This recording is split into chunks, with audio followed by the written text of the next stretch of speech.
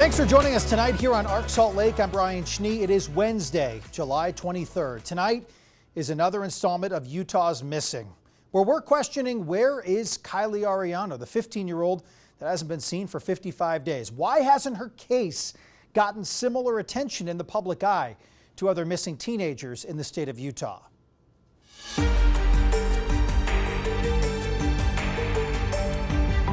Stephanie Coleman has gone nearly 2 months without her daughter. It has been 54, perhaps 55 days since 15-year-old Kylie Arellano was last seen walking towards Logan Canyon with a suitcase in tow. This is out of Garden City in Rich County. Her mother told me over 2 months ago that her 15-year-old daughter shut off her phone about 300 feet from her home. It has not been on since. Well, today I spoke with Kylie mothers again. She hasn't given up hope and is doing everything she can to try to bring her daughter home. How long has it been since you last saw Kylie? 55 days. Tonight we'll make it 56. How do you put one foot in front of the other each day, just with limited information, answers, and no resolution at this point? Because if I don't, who's going to keep doing it?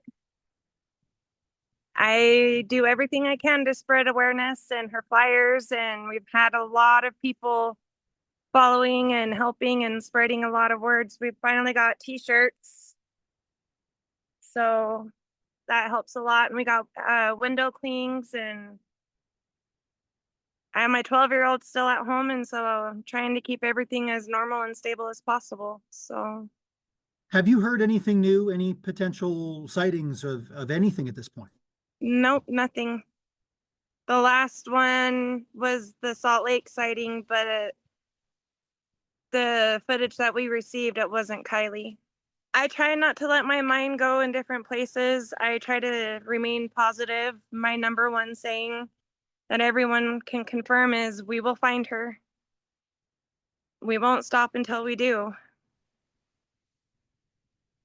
Garden City's obviously a small town. I mean, is everybody aware of this situation by now? Is this something that comes up in conversation? Yep, everybody talks about it. Going into the grocery stores, everyone, like, they want to say something, and some people do. Some people they just say sorry.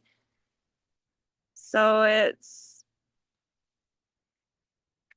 kind of sad how the community's coming together for something like this, but it really, really restores my faith in humanity, because so many people who didn't even know me but if knew Kylie, or people who know me and not even know Kylie, they're just doing everything they possibly can to help support me and my youngest.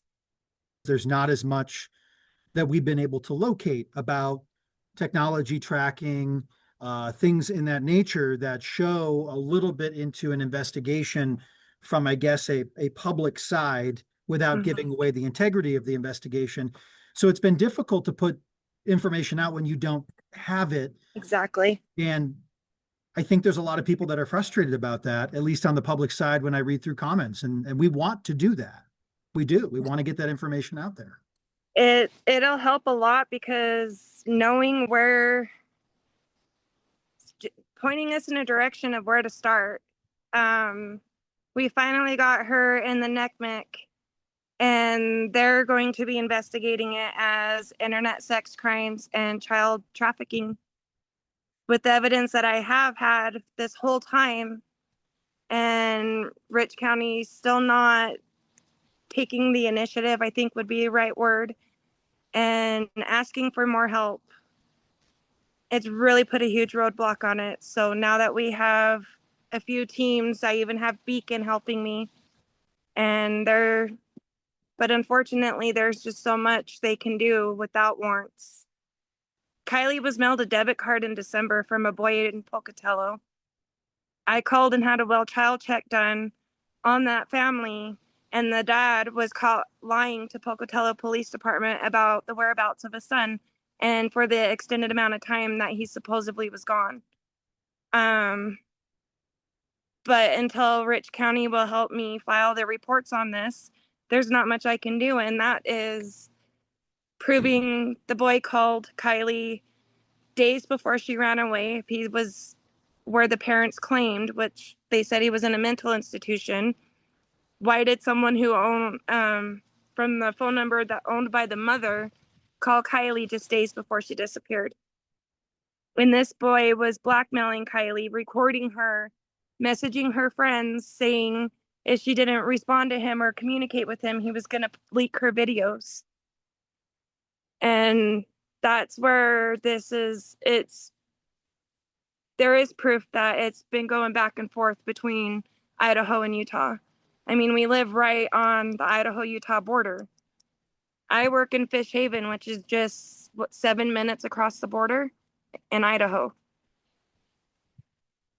I don't understand. There's no footage of Kylie at all leaving Garden City. There's none whatsoever of her on the 30th of May where people thought that they had seen her walking. Not one company picked her up on camera. It was all Thursday in the evening time, and I believe the last time she was seen on camera was 4:30, and then 9:52 p.m. is when she turned her phone off on May 29th. So is Pocatello, Idaho, and that location still a focus for you and where For you'd like to me, see the investigation go? yep.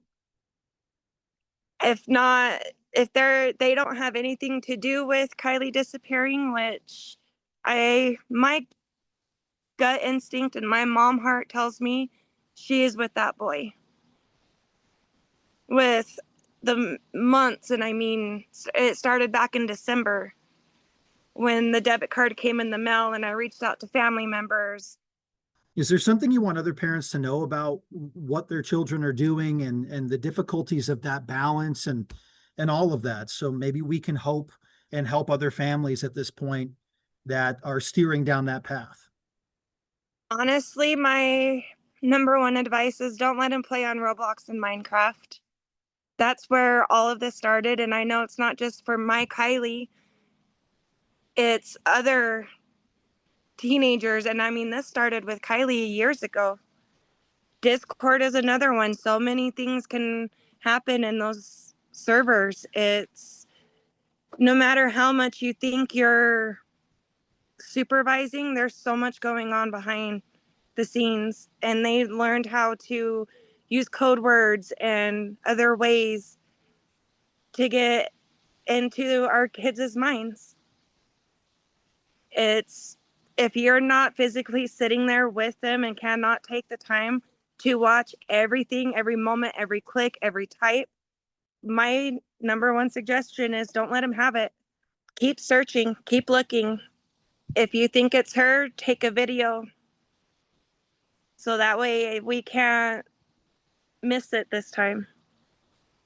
And not just for my Kylie, for any missing person. If you think anyone looks like someone that's missing, the best thing to do is take a video and record and then zoom in and take screenshots or photos and call 911. Call the reporters, the tip lines. Don't tell yourself it's not them. Let us be the one to determine if it was her or not. And just share her face, share her story. Don't be afraid to approach me and ask me questions. We'll find her. And it's by everybody else sharing. We've talked about Kylie for the last nearly 2 months on this very program. Share the posts, share the pictures, reach as far out as you can on social media to spread these photos in the hopes that someone will recognize her.